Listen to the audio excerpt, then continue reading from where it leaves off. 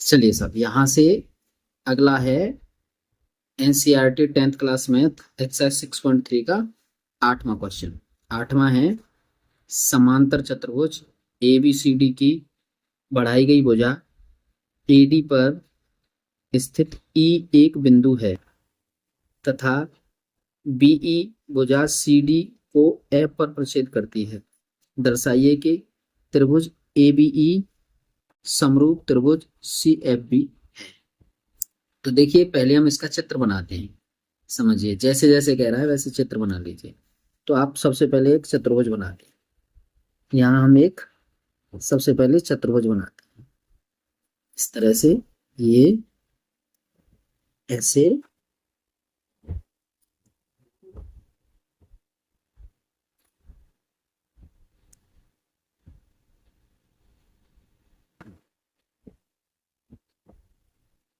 D,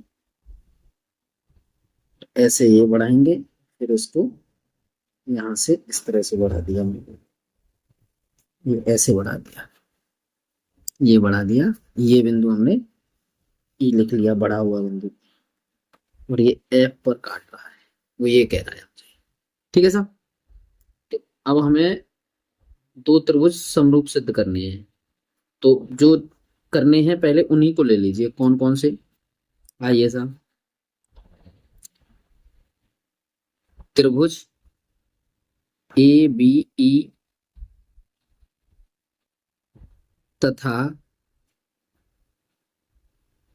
त्रिभुज सी F B में देखिए, ए बी ई ये बड़ा वाला त्रिभुज, और सी एफ बी ये वाला, ये छोटा वाला त्रिभुज, इनमें लेना है। आइए साहब, इसमें हम क्या करते हैं, इसमें करते हैं angle A E B equal to angle C F B. कैसे कोण है ये, ए E B, A E A B E यानी ये वाला कोण, और C F B, C F B ये दो समांतर भुजा हो गए, इसको एक तिरछी रेखा काट रही है, तो ये एकांतर कोण हो गए। कैसे, एकांतर कोण, एकांतर कोण लिख सकते हैं साहब हम इसे। आगे है हमारा एंगल ए बराबर एंगल सी, एंगल ए और एंगल सी समांतर चतुर्भुज के आमने सामने के कोण यानी विपरीत कोण, समांतर चतुर्भुज के विपरीत कोण है सब, लिख सकते हैं। अब इसे हम लिख सकते हैं ए ए समरूपता कसौटी से, कसौटी से त्रिभुज ए बी ई समरूप त्रिभुज सी एफ बी, इसी को हमें प्रूफ करना था। ये प्रूफ हो गया था। ठीक है साहब। आइए अब हम चलते हैं, देखिए 9वां क्वेश्चन। 9वें क्वेश्चन में हमें ये आकृति दी है, आकृति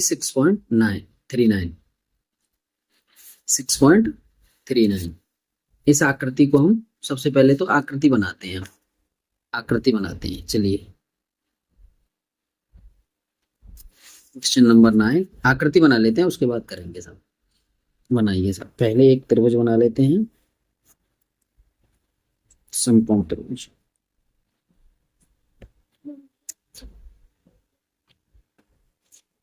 समकोण त्रिभुज बना लेते हैं। कैसे, ये हो गया, एक ये हो गया, समकोण त्रिभुज हो गया। ये बनाया समकोण त्रिभुज, और ये बनाया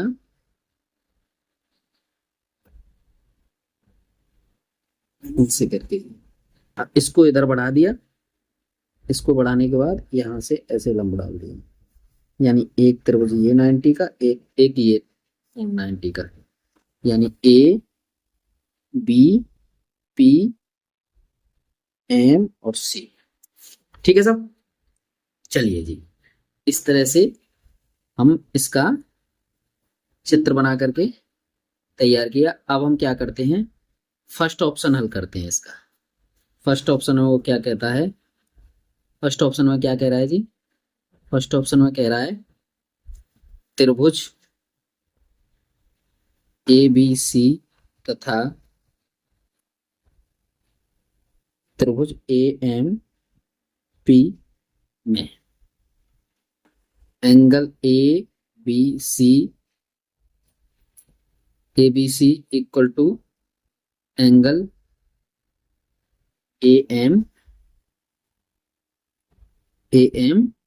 पी। ए एम पी कैसे हैं ये, 90 अंश के कोण, दोनों 90 अंश के कोण। चलिए साहब, अब क्या कहता है, 90 अंश के हो गए साहब। अब क्या कह रहे हैं वो, अब कह रहे हैं साहब एंगल एंगल ये हमें दिया है, तो दिया है लिख सकते हैं, यहाँ पे दिया है, दिया है क्योंकि ये चित्र में 90 90 के बनने थे, ये भी 90 ये भी 90, ये लिख सकते हैं। अब आगे है हमारा angle B A C, B A C equal to angle M A P. यहां लिख लीजिए ओवेनिस्ट, ओवेनिस्ट, ओवेनिस्ट लिख लीजिए सारे से, ओवेनिस्ट लिख लीजिए। तो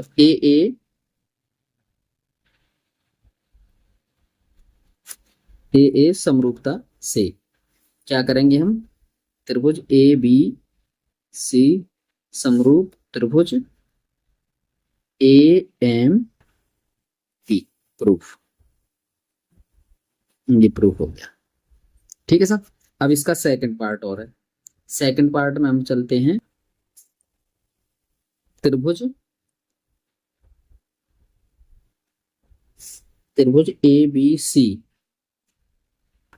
और समरूप त्रिभुज ए एम पी, है ना, ऊपर हम प्रूफ कर चुके हैं। इसके अकॉर्डिंग अगर हम करना चाहें इनकी भुजाओं के अनुपातों को, जो हमें सेकंड ऑप्शन में दिया है, अभी मैं बताता हूं, पहले इसे कर लेते हैं। C A upon P A equal to B C upon M P. ठीक है ना, ये इस तरह से प्रूफ होता है। क्यों, क्योंकि अगर ये दोनों समरूप त्रिभुज हैं तो भुजाओं के अनुपात बराबर होंगे। इस तरह से ये प्रूफ हुआ सर। ठीक है, इस तरह से हमारा ये देखो कैसे ये है, अगर ये दोनों त्रिभुज समरूप सिद्ध हो गए, ए पी जी एम ये वाला और ये दोनों समरूप हो गए, तो इनकी भुजाओं के अनुपात बराबर होंगे। तो इस तरह से ये हल हो जाता है दूसरा ऑप्शन। ठीक है साहब, इस तरह से ये क्वेश्चन 9वां हल हुआ। अब आते हैं हम क्वेश्चन नंबर 10। क्वेश्चन नंबर 10 पढ़ लीजिए पहले इसे, 10वें क्वेश्चन को पढ़ते हैं। सी डी और जी एच क्रमशः एंगल ए सी बी और एंगल ई जी एफ के पी जी एफ के ऐसे समद्विभाजक हैं कि बिंदु डी और एच क्रमशः त्रिभुज ए बी सी और त्रिभुज एफ ई जी की भुजाओं ए बी और एफ ई पर स्थित हैं। यदि त्रिभुज ए बी सी समरूप त्रिभुज एफ ई जी है तो दर्शाइए। फर्स्ट नंबर ये दर्शाना है, सेकंड ये दर्शाना है, थर्ड ये दर्शाना है आपको। चलिए पहले हम इनके योग कह रहा है उस तरीके से चित्र बना लेते हैं। Question number 10। ठीक है sir, question number 10, question number 10 में पहले चित्र बनाते हैं। पहले चित्र बनाइए साहब, चित्र बनाते हैं। एक त्रिभुज बन की कह रहा है वो, त्रिभुज बना लो और उसके बाद ऐसे ये इसको कहेंगे ए, इसको कहेंगे बी और इसको सी और इसे डी, इसको 1 नंबर और इसको 2 नंबर, कोण नंबर 1 कोण नंबर 2। ठीक है सर। और एक त्रिभुज ऐसा ही और बनाना है हमें, एक त्रिभुज इसी तरह से और बनाना है जी। ये लीजिए, ई एफ जी और एच के बारे में कह रहा है वो। ये 3 बन गया और ये बन गया 4। 1 2 3 4, इस तरह से 2 त्रिभुज हमारे कंप्लीट होते हैं। आइए अब हमें फर्स्ट पार्ट में वो क्या दे रहा है। फर्स्ट पार्ट में दे रहा है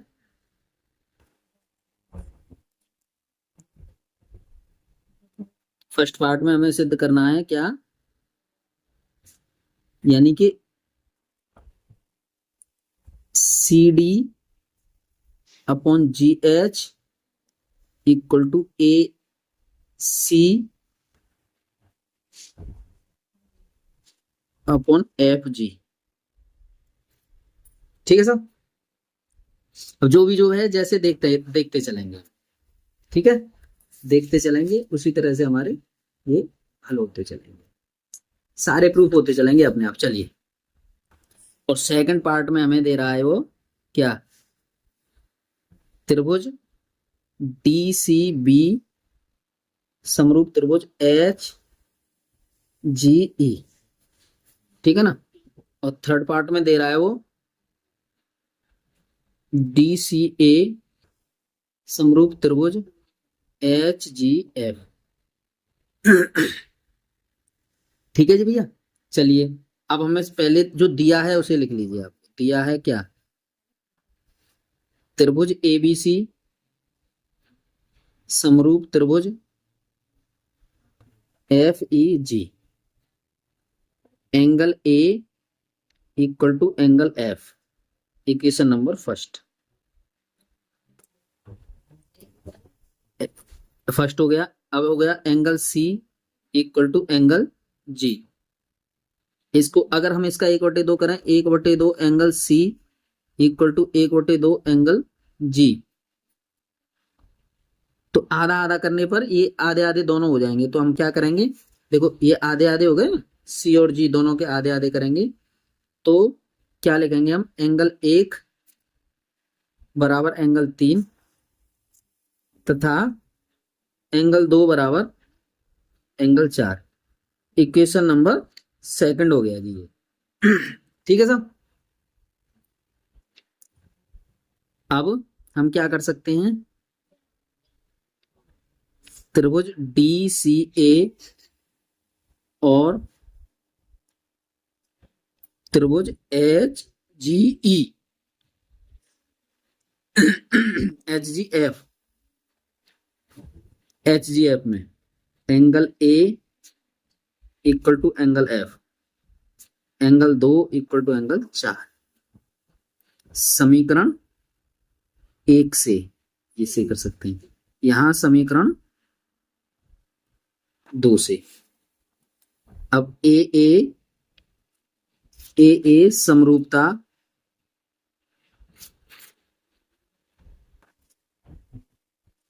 समरूपता कसौटी से, ए समरूपता कसौटी से क्या हुआ सा, ए समरूपता कसौटी से क्या हो जाएगा, त्रिभुज डीसीए समरूप त्रिभुज एच जी एफ।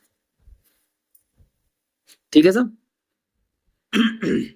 इस तरह से ये तीसरा भाग प्रूफ हो गया। देखो इसका, ये रहा तीसरा भाग। ठीक है साहब। यानी त्रिभुज डीसीए समरूप, इसे इसी जगह पर लिख दो ना प्रूफ, क्या जरूरत है, इसी जगह पर प्रूफ लिख देते। ये बन गया साहब आपका प्रूफ। आगे है आगे है इसी को हम आगे लिख सकते हैं। जब ये दोनों समरूप प्रूफ हो गए तो हम इसको क्या लिख सकते हैं, आगे लिख सकते हैं साहब, आगे यहां लिख सकते हैं आगे लिख सकते हैं क्या, आगे लिख सकते हैं साहब, A C upon F G equal to C D upon G H. ठीक है साहब। और इसे क्रम से लिख लीजिए, यानी C D upon G H equal to A C upon F G. ठीक है साहब, ये फर्स्ट पार्ट इसका प्रूफ हो रहा है, तो इसको हम प्रूफ लिख सकते हैं। ठीक है साहब, अब यहां लिख सकते हैं त्रिभुज डीसीबी और त्रिभुज एच जी ई में एंगल 1 बराबर एंगल 3 किससे? समीकरण 2 से। ठीक है साहब, और angle B equal to angle E. क्यों? क्योंकि ये दो त्रिभुज समरूप थे, ए बी सी और एफ ई जी। तो ए समरूपता कसौटी से, कसौटी से हम क्या करेंगे? त्रिभुज डी सी बी समरूप त्रिभुज एच जी ई। प्रूफ कौन सा? सेकंड वाला पार्ट। ठीक है ना, इस तरह से फर्स्ट सेकंड थर्ड तीनों पार्ट इसके हल हो जाते हैं।